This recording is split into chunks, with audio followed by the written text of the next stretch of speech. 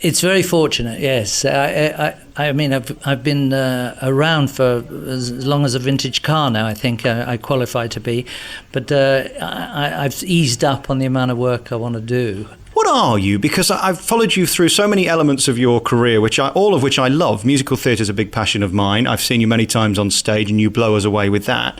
Comedically, you're brilliant, and of course, under all that, you're an actor. What are you?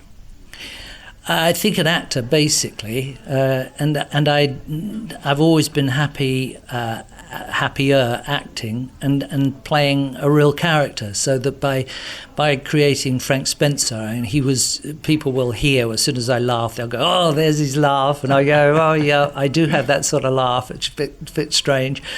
And then Phantom was something that the music gave me. I just heard Andrew Lloyd Webber's music, and it hit some chord inside me and made the hair stand up on the back of my head, and I found the character, I mean, within a minute or so, the basis of that character, and gosh, I wish it always happened like that. I suppose most actors do.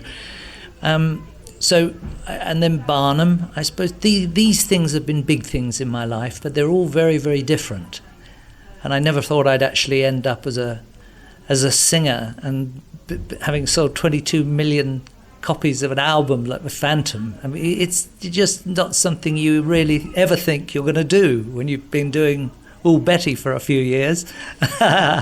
So, and then I got a concert career, so I was able to go out and tell stories on my own as me. And again, I never thought I'd be able to do that, but they're all stories about what has happened on the journey, and I have fun doing that, but just slowed up now, not doing quite as much. I know you take what you do very seriously, but it's so rare in somebody's career to have two big hits for two very different things. Oh, yeah. Do you regard yourself as very blessed in that way? Oh, unbelievably so, yes. Unbelievably so. Is that people say, "Oh, you'll never..." I mean, I've had my misses as well, I can tell you, and when you get those, they're not too pleasant. But the hits mean, obviously. I mean, when you first hear something you've done on the radio, if they play something you've sung, you go, "That's me, that's me." I mean, you're just like a child in a toy shop, and I can't think that would ever change for someone like Sinatra. And I mean, I'm sure he got excited when he heard himself on the radio. It's a thrill. When you see Frank on the TV now, or you hear that big song from Phantom on the radio, which I still play because we always go back to the original cast recording with any show, so you're played around the world. Do you see that as you now, or is that almost a different person?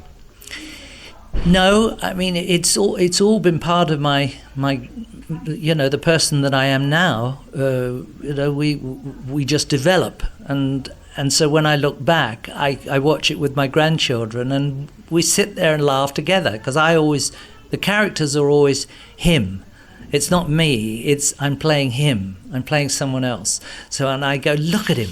I'll go to the children, "Just look at him, what he's doing," and I'll laugh rather, I suppose, immodestly at myself.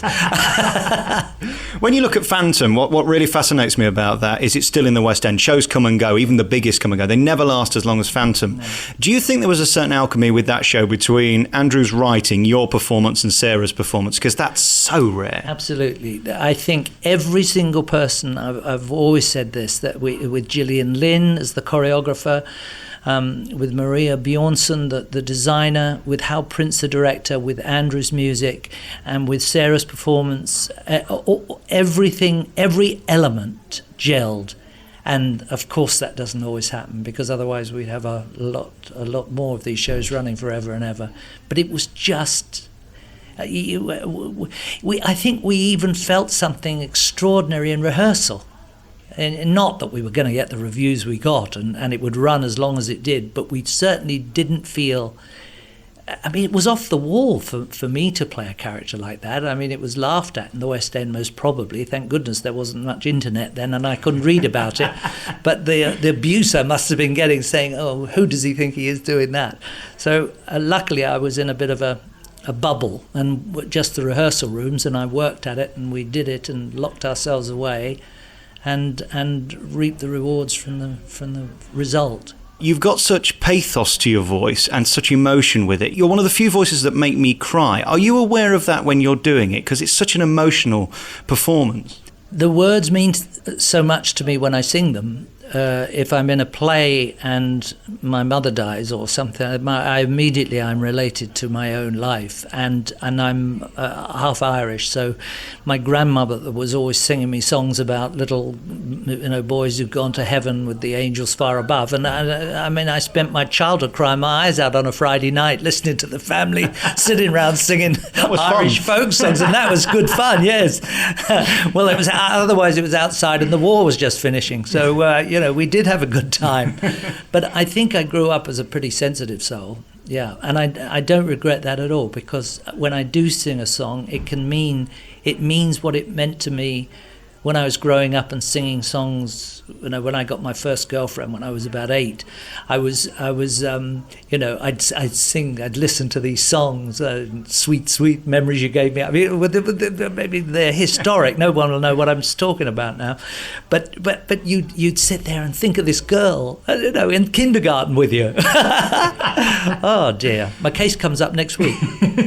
I sound like an old fart, but are they writing them like they used to? Because they're not lasting as long now. There's a couple of exceptions to that rule, Les Mis and Phantom, which seems to be here forever.